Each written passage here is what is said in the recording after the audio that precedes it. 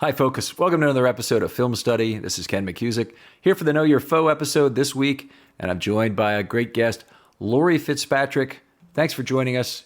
You're from SI.com, Jaguars Brawl podcast. Very much appreciate having you on the show. Thank you so much for having me and considering me. I really appreciate it, guys. Listen to a couple episodes on YouTube. I know the two guys that were on your last couple episodes, and they're great friends of mine. So I'm really excited to just kind of dive in and for you guys to get to know the Jacksonville Jaguars. That's exactly what we want to. We're blessed with some great guests on this show, but let's jump right into it. So obviously the Jaguars, a little bit of troubling season, and when we do this, we kind of want to look forward to next year as much as we can with what's going on. But take us kind of through what are the biggest turning points in this Jaguars season, particularly after a really great start with that Week 1 win against the Colts. Yeah, it was really unfortunate. That the last 5 or 6 weeks have just been dreadful. In terms of injuries, just you don't know who's gonna play week to week. The cornerback situation is dreadful. The kickers, I think maybe in one season we have the most amount of different kickers from week to week. We have a QB rotation. It's honestly it's quite a show. But it's very interesting to see the depth week to week. So that's been kind of fun, to be honest. One of the things, obviously, talking with a team like the Jaguars that I want to hit on specifically is the development and the surprises. So we can start with the draft. The Jaguars had 12 players drafted, 2 in round 1 with Henderson, and I always mispronounce his name, but Chasson? Yeah, Chason. He's going by that now. Oh, right. Really? He went by in college. It was a little French. I've had been out there and seen different things, but Chason it is. All right. He was a guy a lot of Ravens draft gurus wanted to take a look at. How has his rookie year been? Slow, but in the last couple weeks, he's really well. I wouldn't say the last couple weeks, but last week he played really well in terms of the moves that he's putting on the offensive line. He didn't really switch it up in the beginning of the season, but now he's really starting to form his own. So it took a little bit of time, but I see a really good upside with him. All right, terrific. What's his go-to move? Right now, I would say it's more of the swim, like the chop. And swim. It hasn't been that effective, but he's able to get depth if the quarterback kind of stays in the pocket. So if you give him a little bit of time, that he's just been able to kind of I would say bend his body and try the chop and try to bend over the edge. That was really his go-to move for the entire season. Last week though, he kind of took us by surprise and threw a couple spin moves in there that were effective, and he got to the quarterback. So really it was just in the last week that he's switched it up a little bit, and he's starting to realize that he's a little bit faster than maybe he thought he was. Now, interesting player because he's very similar in a way to Yannick Ngakoue. You've obviously seen both play. Ngakoue, very much a single-arm pass rusher who likes to line up wide 9 on that defensive right end or defensive right outside linebacker, use one arm only to chop and move pass. The old saying for defensive players is one arm's longer than two to get to the outside. Is there some of that in Chason as well? No, I wouldn't really say so. I would say he's trying to use more of his body. Yannick seems to rely on his strength, and he always gets there, but he's always he's always I'm talking about Yannick. He always gets there, but you always kind of need somebody else to kind of finish the play. And that's every single play. With Chason, I feel like he's more likely to get there faster than Yannick is. Yannick is the guy to kind of hold it down. If you have other players around him, then he's a great role player. But Chason, I feel like he's a little bit faster. And so I guess maybe it's a little bit of a bias, but I see some upside to that. But Yannick at the gate was he was a force. So they're definitely different players. They're not really the same. Like I don't see them being that similar. And interesting differentiation. We definitely have seen what you're describing out of Yannick, that he's done more to move a quarterback up in the pocket. And I think that's important, by the way. I like fast pressures to develop that complementary component. But he's also a guy the Ravens do not want on the field for a run snap. I don't know how you felt about that when he was in Jacksonville. Oh yeah, they were ranked 31, I think, the entire season that he was playing. They are much better against the run defense this year, 1,000% How than at about, all last year. sorry to interrupt you there. How about the rest of the draft for the Jags? You got Henderson also drafted in the first round. Yeah, Henderson, he got hurt, so that was really unfortunate. But he played so well, in the beginning of the season. So there's I see like an AJ Bouye honestly with CJ Henderson, and I know that's he's really young, but he's a very center gravity type of guy. He's not like Ramsey, who kind of relies on his Gumby like arms and his his closing speed. CJ Henderson will just stick to you the entire time. He's not gonna like rely on that like the body type of player. But I think he's like a very good, more better than solid player. I think he's gonna be a really really good cornerback. Just please mark my words. Just give him a little bit of time. He has that injury right now, so next year he's gonna come back. But I see him playing really well, and just look out for C.J. Henderson. I think he's gonna be a top cornerback. We'll keep an eye out for him for sure. The other player that a lot of Ravens fans wanted was Laviska Shenault. Yeah, I knew you were gonna say that next. Like, he is so awesome and fun to watch. He's so quick and he's tall. Like, you would think that guys that have his speed are a little bit on the shorter side. They're gonna stick to the slot, and if they're on the outside, it's gonna be a curl route. No, he will take you deep. He's he's fast and he's big, and he has really good at breaking tackles. So you want to make sure that you're not arm tackling Laviska, because he will he'll put you in his highlight reel.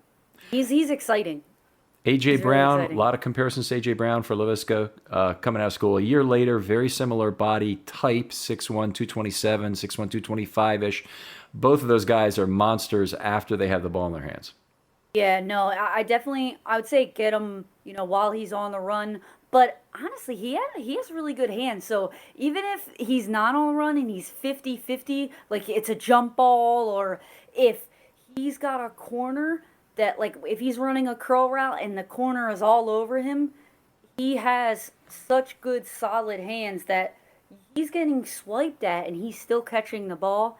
He's able to tuck it, he's able to turn, and he's able to make a move.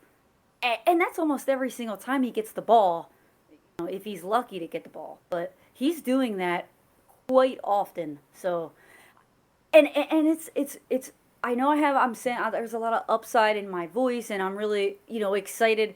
But you look at this record, and it's not very good. But I promise you, most of the players that have like post game interviews, they're saying they're not a 1-12 team. They play better. So it's like, I'm not trying to sound too excited and trying to hype everybody up, but at the same time, these players that you're bringing up are really the guys that are standing out on this team. That's great. You should be a fan of your own team. Don't apologize for that, of course. Laviska's catch rate is what really impresses me. Not playing with the best quarterbacks that are in the National Football League, and his catch rate is almost 74%, and that's a kind of a league leading wide receiver catch rate. Has a lot of that been wide receiver screens or very close to the line of scrimmage, or have they been using him on a fair amount of deep routes that's really a representation of someone who has just an outstanding catch radius? Yeah, I would say he's doing a lot of flats. He's doing some wide receiver screens. He's they're not using him like they were using Dede, and like they use, I wouldn't even say Keelan Cole, because Dede was he's a faster player than Keelan. So that they're trying to switch up how they use him. So in the beginning of the season, it was a lot of flat routes, it was a lot of wide receiver screens. You're still seeing that now, but now they're throwing deeper because they realize that he's an outside threat just as much as being in the slot. So now you're going to see him get the ball on the out. He's lining up on the outside a lot more to go deep. So it's really either one or the other. There's not really middle like passes to him. Like he's going deep and sometimes he's getting open. Well, I wouldn't say sometimes he's getting open. He's getting open, but sometimes the quarterback is finally seeing him only when he's wide open. I'm sensing a little bit of disgust with the Jacksonville quarterbacks at this point. I want to move on to another topic here, and that is the long run cap situation. Obviously, a very significant situation for the Jaguars. They have the most cap in the National Football League next year, which is a great time to have a lot of cap space because no one else does. They have almost $75 million. The cap for the entire league is only $175 next year, and the aggregate dollars of cap are not that much. So there's going to be a lot of players signing cheap. Jacksonville may be a very attractive place to play next year for a lot of players. There may be some players that Jacksonville can lock up early this year, so let's talk about them first. In terms of third-year players in particular, but also fourth-year players, who are the most prominent and important guys they would like to re-sign for more years, or that they would like to make sure they don't lose? Definitely, Cam Robinson is, he's one of the best players, I would say, and it's more just about like consistency. Yeah, he's out at times, but his consistency with like just being like where you can rely on him in terms of when you're using him on the field. Not, I don't mean game to game. I just mean in terms of his play. He shows up, every single week. He's not the only thing they really are concerned about. Maybe some penalties. But I would say the offensive linemen in general are the guys that they want to lock up. So like Shatley, he's a really good depth player. He's now playing center because Brandon Linder got hurt. So they want to lock him up too. Keelan Cole is a notable free agent, but at this point, I see a lot of the wide receivers just like him. So I don't know if they're really going to lock him up. They're probably going to let him go along with Chris Conley. Dwayne Smoot is a guy too that I would just say he's a good depth player. He's not making huge plays, but he is a guy that week in and week out he's there. He's there. So. All right, another name that's come up in Ravens circles, because the Ravens are always short on wide receivers, is DJ Chark. After 3 years, going to be a guy that they might sign long term. Oh yeah, absolutely. No, they're gonna lock him up. But they got rid of Calais Campbell, so. Mm-hmm. But yeah, I would assume they would lock up DJ. Honestly, it is really tough at this point without a GM. There's nothing that is for certain right now at this point, but DJ has been one of the best players over the last couple of years. Last thing before we go on to the offense and defense individually, I just wanted to address some of the comments about Khan the last couple of days and how the Jacksonville Jaguars consider themselves a free agent franchise.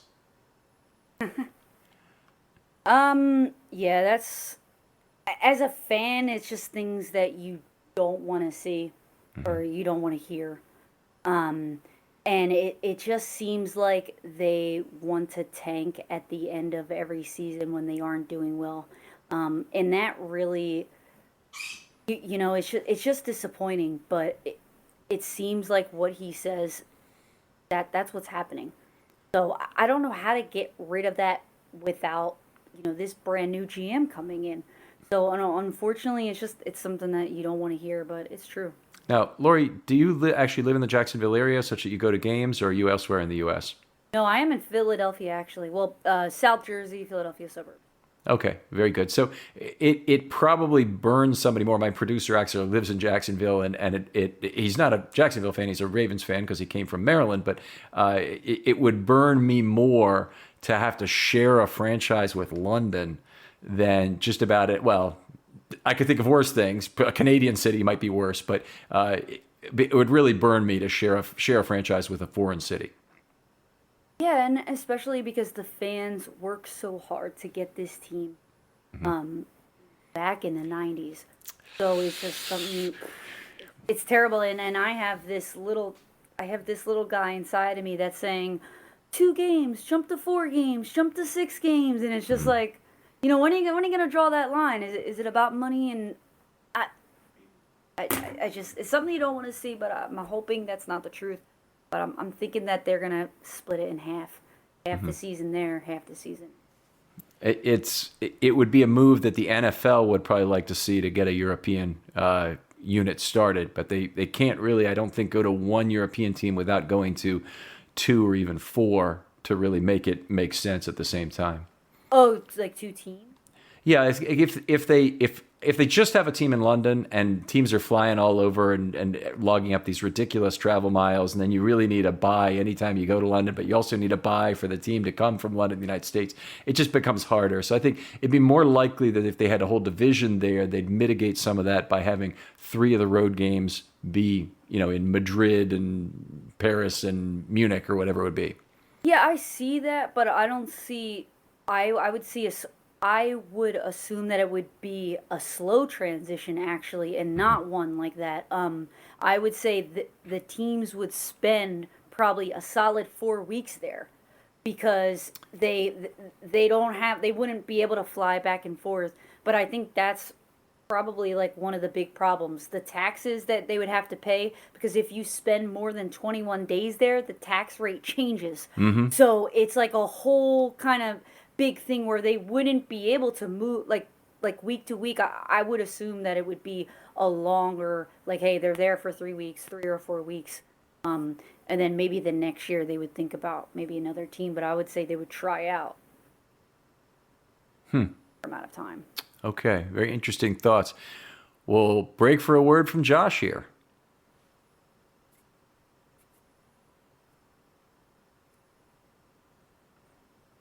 All right, we're back with Laurie Fitzpatrick talking about the Jacksonville Jaguars. Let's move on to the defense now, and we always like to talk. The offense now. We always like to talk about the quarterback first. Gardner Minshew, certainly a fascinating character in these last 2 seasons. The Ravens remember him from the preseason of 2019 and a big hit that got laid on him. The Jaguars, certain mania still around him existing? No, not as much. Not as much. Honestly, after he hit that injury, it seemed like it was kind of over there, and Doug really held it back as well. He begged to play against Cleveland, and Doug just said no. So I think, if anything, Doug shut it down more than the fans wanted it to be shut down. So I think they were kind of begging for it, but they didn't give it to them. So I assume if he's being reinstalled at this point, he's probably in for the rest of the season, which is only 3 games. Okay. Does he have a future with the team, or what do you see him being a backup next year to the new number 1 guy they draft with their first round pick? Yeah, I would say so, but I wouldn't like that, to be honest. And it would be cool and all, because it seems like, he's a Florida guy. He's a Jacksonville type of guy. But I don't see him long term at all. And maybe it's just his confidence right now that is transitioning to the bad play, because guys are open. He was throwing it in the beginning of the season and even last year, but it's gone. It seems like his confidence is just gone. And those are the things where it either comes back within 3 or 4 games, or it doesn't. And it hasn't. And, he goes drive to drive, very good, and then he just stays bad. What's the part of his game that really is good? Is it accuracy? Is there field vision? Does he process well? Pick something nice about him to say. I would s- I would say when he gets on a rhythm, and I guess that's kind of broad, and that's very cliche. I guess he does well. He does well, and when he does bad, he does bad. Um, but I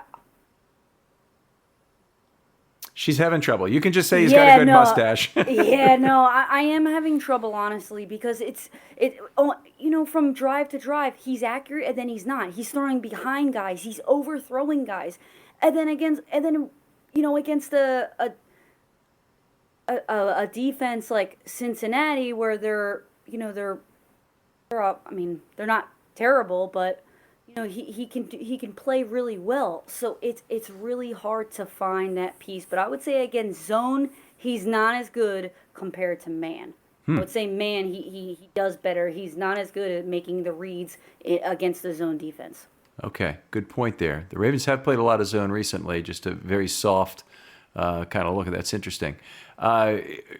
Take us through the offensive line. I know it's oftentimes there's a lot of turmoil on the Jacksonville offensive line, but just left to right, how these guys are playing. So Cam Robinson, he's been doing really well. I really I really like him honestly. Andrew Norwell, he's the left guard. He's been having one of the best seasons of his entire career. Honestly, he is the lead blocker for James Robinson. He's doing fabulous in the run game. Center, even though uh, even though Linder got hurt, um, even though Linder got hurt, Tyler Shatley has come in, and he's done really well too. Um, Moving on to right guard, and I know I'm being very optimistic, but keep in mind over the last 3 years, this is the best the offensive line has played, and that's a fact. They have. Um, uh, Honestly, the right guard situation has been a little bit of a rotation between the left guards. So you have Ben Barch. He's like that Gatorade Mayo drinking rookie that they signed. He's actually he hasn't been too bad. He's looked a little lost at times, but he hasn't done too bad. And then and then you have why AJ Can? AJ Can. Actually, he hasn't.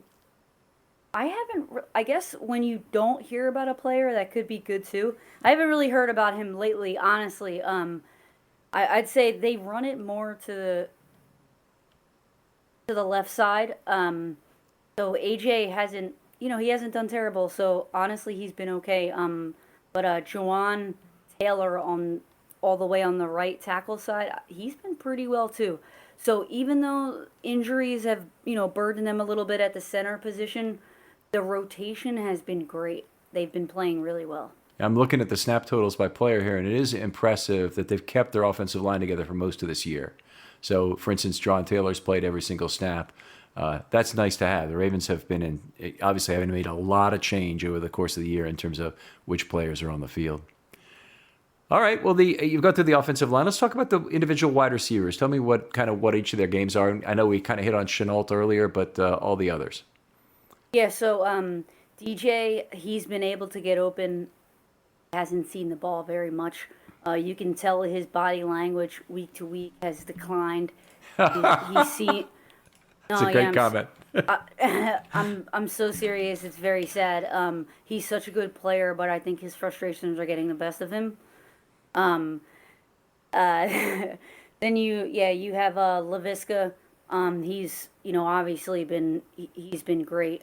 Keelan Cole, he's done pretty well. But I think he's replaceable. To be honest, I don't think that he's he's not like playing out of his mind or anything. Any of these Go guys, ahead, now I finish. really don't know the roster all that well, but are any of these guys really big size guys or whatever, that they're special physical specimens that just aren't coming around?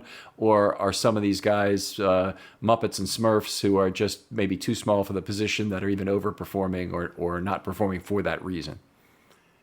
No, yeah, I would say they're not performing because of the quarterback. So like you have Colin Johnson. He's a rookie. He is a big body type. I think he's 6'4", or like 6'3" or 6'4". Have these guys with really good body types. Chris Conley, he's a big guy. And they're just not being utilized. And that's just, they're not getting the passes. They're getting open. I promise you they're getting open. That you're going to see it on Sunday, that you're going to be like, wow, our defense just got. Did you know you could shop around for prescription prices? With GoodRx, you can find free coupons at over 70,000 pharmacies and save up to 80%. It's that easy. But don't just take my word for it. Dr. Adam says, I've been telling all my patients about GoodRx. Jacqueline says, my medication was $65 without insurance, but I paid $25. Aubriana says, you don't have to pay full price to live your best life. Couldn't have said it better myself. GoodRx is 100% free. Download the GoodRx app today and start saving. GoodRx is not insurance. Who are you texting? My therapist. You text with your therapist? Text, video chat, call. Yep. That sounds too easy. How did you find her? I just went to betterhelp.com/save. She's a licensed therapist and it's all online. I connect when it's convenient for me and don't waste time driving anywhere. Plus, it's affordable. I wonder if I should try it. It's great to talk to someone in confidence. She's helped me sort out quite a few things. And right now you save 10% off the first month when you go through betterhelp.com/save. BetterHelp.com/save. Got it. We're so lucky that that Minshew didn't throw the ball, because there are a lot of plays where these guys are getting open, they're just not getting the ball. I would say it's a lot of both. The wide receiver core and the offensive line are the two best positional teams on this team. Were you hopeful that they might have traded a wide receiver at midseason? There were a lot of teams, including the Ravens, that needed one. There was talk about getting a DJ Chark for the Ravens. Would you have been excited about a trade that brought a draft pick in exchange for him? No, absolutely not. They traded way too many good players. All right. They do have $75 million in cap next year. They should be buyers, and they should really pick the bones of some of the other teams. It should be, I think, if they get their quarterback, they could be pretty damn good next year. All right. Running backs and the use of a fullback. How often do they play out of 21 or 22 personnel? A lot, actually. It's either 11 or 21. Okay. They're not really bringing in that many tight ends. Saying his name right. Tyler Eifert. Eifert. Yep. Yeah, he's been playing really well, and he plays the most probably. But they have a pretty good rotation where if they're passing the ball, they're in the 21. And if they're running, then they're bringing in obviously more tight ends.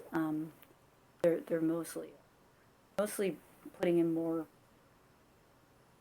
Okay, I've watched just a handful of plays of Jacksonville film for this year, and I think one game that was on nationally. But they use a tight end as an H back a fair amount, bring a tight end in the fullback role. Yeah. When they'll line up in a two-back set, sometimes they'll have literally you'll have a tight end on one side and of Minshew, then you'll have the running back on the other at the other. But honestly, it's a pretty good mix of the fullback and the tight end, I would say. Okay, all right, fair amount, fair enough. Is there any signature play the Jags use, like a jet sweep you keep seeing, or any specific concept they like to run in the passing game to overlap routes or bunch or rub or any of that kind of stuff? Yeah, they'll run a couple rub routes to kind of like the little screens in a way to kind of get open. They'll run the underneath routes like the slants, and they're really relying on timing at this point rather than the quarterback to make the read. A lot of underneath. A lot of those two wide receiver kind of get open and throw that pick in. Okay, that's definitely an area of weakness for the Ravens. Is anything requiring zone coverage from the inside linebackers? They've been very weak there. Whether it's play action or just shallow crosses or any kind of route combination that meets in the middle of the field, usually ends up in an open man. Yeah, that's where they like to run. Actually, likes to throw over the middle rather than side, which is surprising. Does that drive you nuts too? Because Lamar Jackson's good, but he still almost never throws outside the numbers. Yeah. I mean, yeah. At least Lamar Jackson, he's got some feet on him, so. I just wish that Minshew would rely on his skill set more, and I'm sorry, it's a tough thing to see when you have one win and it's the first game of the season. It's pretty frustrating. So, been a tough year. All right, let's move on to the defense. One thing I always like to ask the guest at this point in the show is, what's the favorite pass and run defense they like to say? So on a 1st and 10 play where a run is more likely, what's their most common package they'll use, assuming other neutral situations, not they lead by 21 or they're down by 21? No, well, they're usually running it on 1st down, to be honest. That's where James Robinson gets a lot of his yardage. And they're not, I would say 11, I'm sorry. I went to the other side of the ball here, and I crossed you up. So what I'm asking is, when the Jags are on defense, what's their base look on a run down? So it's 1st and 10. What do they generally like to present as a defense on a rundown? Do they go with 3 down linemen and some sort of base package? Okay. 4-3, whatever. Yeah, they're running a 4-3, and they're only having one safety. It's usually cover one. They're trying to stack the box. So you're gonna see a lot of guys kind of pressuring the quarterback.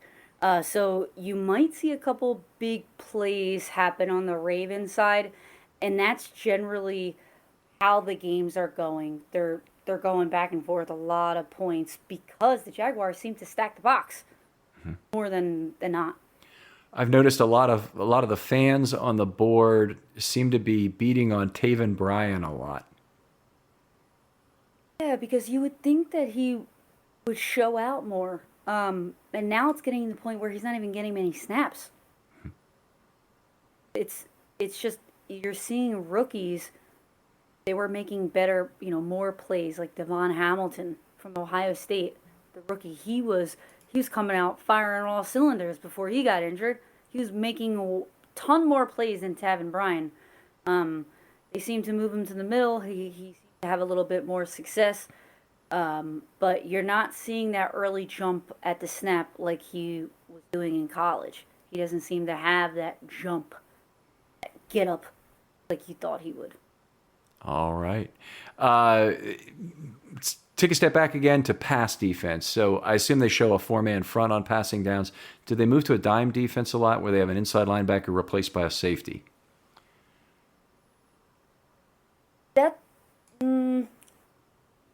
No, I would say they stick with the nickel, where they'll just have that safety around. They don't play too many linebackers that are hybrid. Miles Jack is like the quickest guy, but otherwise they're lining up with the safeties and they're bringing them down. So they're just having like one safety in the back and then they're kind of pulling the other safety up. So it's more of like a nickel package than anything. Okay, fair enough. And Miles Jack, I noticed, has played a lot of snaps, but it looks like Joe Schobert is calling the signals this year. Yeah, he's much better at filling like the gap and kind of getting in the lane than Miles Jack was. It seems like Miles Jack is always going to the wrong hole. Like he's kind of like the Ngakoue, and I'm not putting Ngakoue down or anything, but it seems like he's such a more of a team player and a contributor rather than the playmaker. Okay. All right. Let's talk about the pass rush and their scheme and personnel. Who are the situational pass rushers on the team? Yeah, I would say Miles Jack. He's throwing some blitzes in there. But honestly, it's a big rotation, or a wide rotation, I should say. They have guys like Gostis that are going in there. Luke Barku, he's Russian sometimes.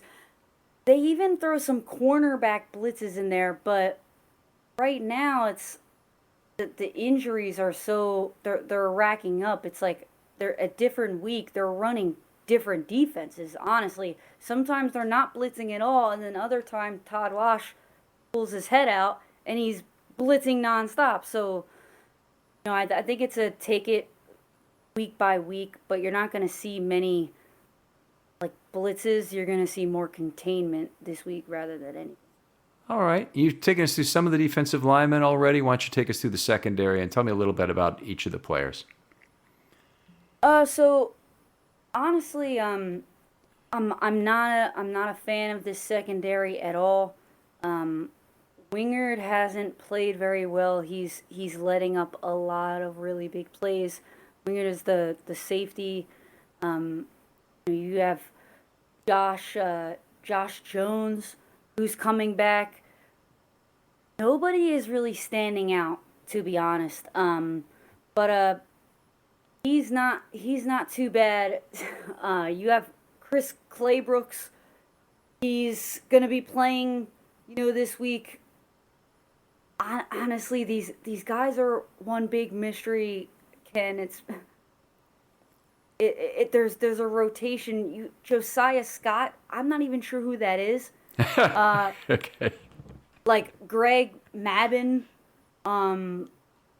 It's a lot of guys are getting hurt. And they had a pretty deep cornerback team, but it seemed like they all got hurt. Trey Herndon, C.J. Henderson, just these guys are they're not able to stay on the field. Well, the Ravens have been fortunate that Marlon Humphrey is still healthy, but the rest of their secondary is really banged up, and they're very, very short-handed. So it'll be an interesting two-way thing. Just December in the NFL, you tend to have a lot of injuries in the secondary. Yeah, no, that's true. But just to touch on one guy, Sidney Jones, he played. He didn't really do that well last week. In the last couple weeks. But he's been a guy that has stepped up randomly. So I just want to kind of shout out, I think Sidney Jones actually, he hasn't done too bad, and he may be someone to watch if he's able to get out there on the field this week. He had an injury, I think, with his Achilles. So I know that's obviously really tough. You're not gonna come back quickly with something like that. But I know that he's been working pretty hard. So I just want to kind of give a shout out to Sidney Jones. Okay, guy who's in his fourth year, second-round draft pick originally with the Eagles back then. Is he a guy the Jaguars might sign long term? Probably. I would say so.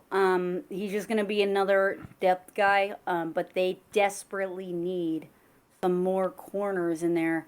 A lot of teams tend to go after Trey Herndon, who hasn't really played that great. It's funny because you see PFF, they'll kind of shout him out sometimes. Oh, really good, grade, but he's being targeted more than anybody. Mm-hmm.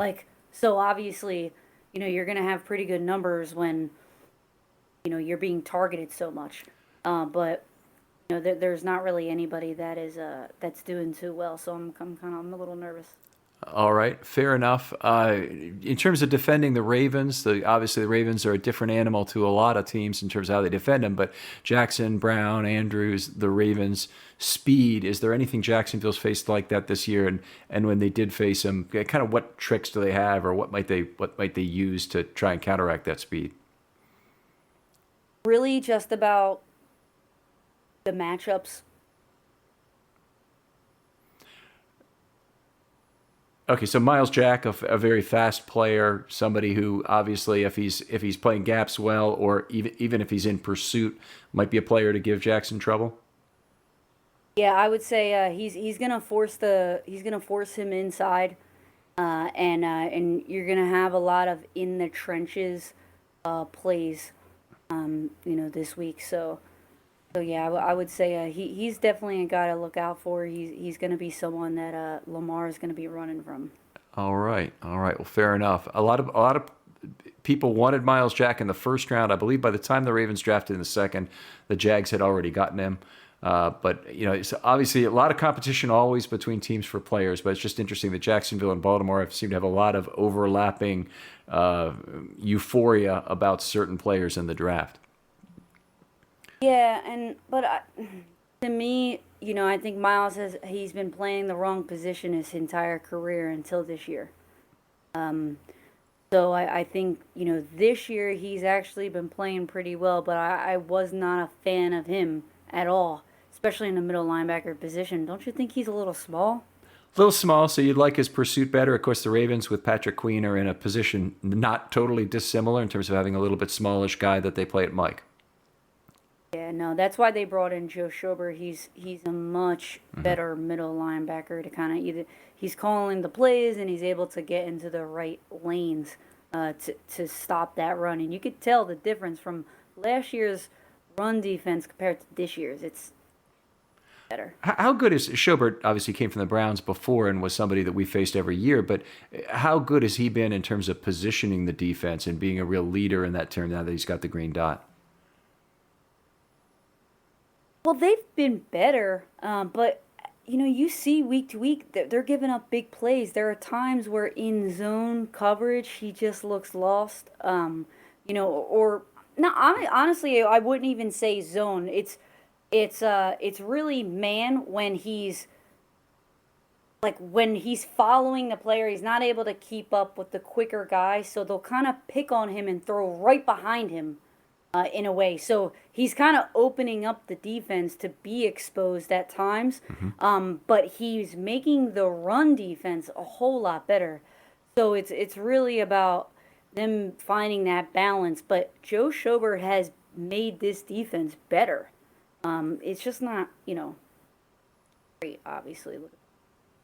No, I would say he's doing pretty well. All right, terrific. Is there one player you think matches up against the Ravens particularly well? People are gonna get tired of me saying this, but James Robinson, I think he's gonna do pretty well. Even though I know the Ravens are, they're a run. They can stop the run. They can get there. They have a good defense, but I think James Robinson has that one cut ability to be able to go actually between, the A and B gaps. So he's able to kind of find those seams. And I think he's going to have a big game, so I think he's someone to kind of watch out for this week. To be honest, I know it's kind of a shock, but I think he's going to do pretty well this week. All right. Well, fair enough, Laurie. I did want to talk to you about, I know you have a football playing background too as well, right? Yes, I do. I played 5 years professional tackle football. Do you want to talk about that? Do you mind talking about that a little bit? Yeah, no, absolutely. What was your position? I played running back and corner, so traditional Ironman football. Traditional Ironman football, was it 11 on 11, or they play a shorter? Yes, it was. It was 11 on 11. I played in two different, actually, two and a half different leagues. One of the leagues kind of shut down. I don't know if you know much about semi-pro football. Sometimes it's a little hard to kind of keep things going, but I did play in the two main leagues, the IWFL. And the WFA, the Women's Football Association. I played in, the Tier 1 leagues. Those girls are no joke, man. But it was fun. I'll tell you, I learned a lot. And I would say that I would rather be tackled than try to tackle someone. I learned that for sure. It hurts. Is it a tackle? Is it a heavy use of helmet league? Is there anything about the level of play that's heads up on a consistent basis, or you just can't count on any of that?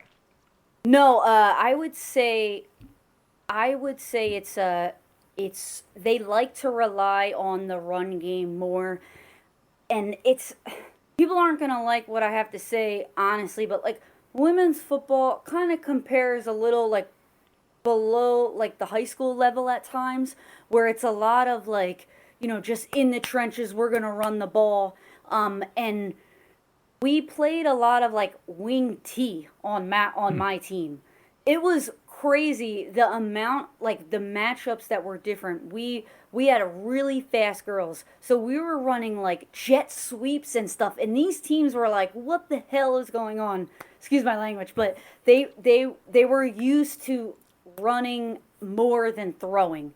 And I think the team that I was on, and I don't mean to kind of like hype myself up or anything, or my team, but we threw the ball more than a lot of the teams in the league. So I think it's kind of getting there in the level of play, and it's getting better in terms of passing, to be honest. But it was more of a hard nose, we're going to run the ball down your throat type of. This is all very interesting to me, but do you have, is there any like one league that's really the future of women's professional football at this point? I wouldn't say. Well, actually, no. I would say the main league would be the WFA. Okay. But it's turned around from like 10 years ago. That's when I played. The IWFL was the main league. We had 50 teams. I traveled from, we were playing in Jersey, so we traveled all the way up to Montreal, Canada. We played the Eastern Conference Championship in Montreal. Mm-hmm. We traveled all the way down to South Carolina. They're the Queens team. Baltimore was a really good team. They're the Nighthawks, I believe. Mm-hmm. They were freaking scary. We played against Pittsburgh. There's teams in Kansas. They have teams everywhere, 50 plus in both leagues. So I would say it's really, it goes kind of both ways. I wouldn't really know as much now, to be honest. Okay. Just because I'm more. When you were playing, with the feeder leagues were all from high school teams, or from high school teams, probably not really correct, but at girls playing at the high school level, or is it just girls who liked to play football growing up, didn't have a way maybe to play in high school and then picked it up afterwards? Yeah, the latter. Okay, so what most of the athletes were what in high school? Basketball players. Okay. Is that what you mean? Yeah, that's kind of what I mean. Is what obviously, if there's no women's football in high school, you have to get your athletes from somewhere, and the boom in soccer in the United States obviously has drawn the best athletes to that sport, I think. Yeah, no, definitely. I would say it's more of a seasonal thing, and it's really just girls that love that their brothers play, mm-hmm. and they really, they're just trying to learn the game, to be honest. All right, great stuff. I know one lady personally who played in a league here, and she said they play for the love of the game. And she's a smallish woman who's playing guard in a football league like this. And I'm thinking, wow, this is really an effort physically for her to do this, I'm sure. And I'm just impressed by it.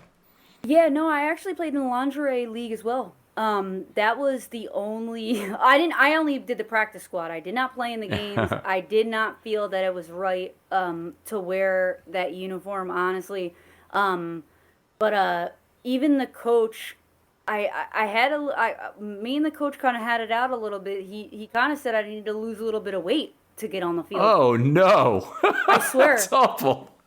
Yeah, no, I honestly, I didn't make the team at first because he said I was a little bit too big, but I wasn't. I was, solid 150, 140, and I get it, I'm 5'5", but at the same time, I'm a running back, and I was quick too, so it was like, is it the love of the game, so that side of it, that lingerie side, no wonder that happened. To be honest, that they're no longer playing because it was really brutal. But they were the only ones getting money in. The other leagues, they're not really making much money unless they're like a Pittsburgh Passion type of team where they're huge, like where their lineups have 50 girls, and they have a really big more players means more fans because you have more families that go. So when they charge, for ticket sales, that's the only money that they're really getting. So it's love of the game for a fact. Like, it's not like you have to know the game and just love it in order to play, because you want to freaking kill yourself every week because you're playing both sides of the ball, and it's love. That's all it is. It's great to hear. It's a great story, Laurie. We appreciate you sharing that with us. Let's tell people where they can find your work online. Yeah, no, SI.com, the Jaguar Report. I'm also with the Jaguars Brawl on a podcast. I'm trying to start up my own YouTube page where we can do some film study, some film breakdown, and on Twitter as well. So, yeah. Give people your Twitter handle, because I know it's hard to find. If you look for Laurie Fitz, you'll find it, but it's not your whole name. Yeah, no, the vowels in the end are not there. So Fitzpatrick, it's Fitzpatrick. So you take out the two vowels, A and the I. There you go. Okay, Laurie, really appreciate having you on the show. Want to send people over to filmstudybaltimore.com. Got all the regular content out there this week. So there's an offensive podcast, a defense podcast after that incredible win against the Browns. The Know Your Foe podcast you're listening to right now. We'll have a By the Numbers podcast tomorrow with my partner Dan Reese on that. Got the offensive line article that came out just today, and the defense article, which of course is out every Monday. New gallery features are out there. Please give them a try. We have some very talented new guy, did a bunch of Lamar Jackson graphs. Also be doing ample time and space, ball out quick, and pressure graphs that are based on my articles. A lot of people have asked about this, and I think this is a great new way to represent that in a picture. Laurie, thanks again for joining us. It's really interesting to hear your story, especially. Thank you so much for having me. Hopefully I'll be on again soon. All right. Appreciate it, Laurie, and we'll talk to you next time on Film Study. Another quick reminder about MyBookie and using the promo code RAVENS. For a sports book that's supposed to be in the business of making money, they're giving it away. So that's just one reason that this holiday season you want to hop on MyBookie. You can make your deposit using the promo code RAVENS, and they'll match you halfway, giving you a head start with your bankroll. If you put in $200, they'll give you an extra $100 to play with.